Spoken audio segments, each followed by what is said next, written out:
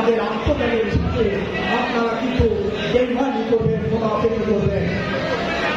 এখানেই শেষ না, যারা অন্যায় থাকে দোষরদেরকে সদস্য মনোনীত করবেন, সেই নেতার বিরুদ্ধে সাংগঠনিক ব্যবস্থা নেওয়া হবে।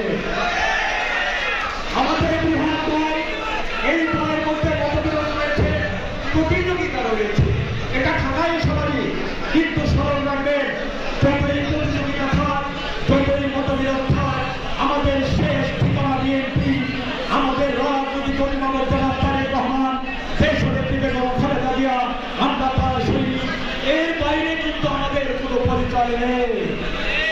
অতএব এমন কোনো কাজ করবেন না বিএনপি ভারপ্রতি নষ্ট হয়, মাননীয় একদিন চেয়ারম্যানের ভারপ্রতি নষ্ট হয়, দেশনেত্রী বেগম খালেদা জিয়া মনে কষ্ট পান, ভারপ্রতি নষ্ট হয়।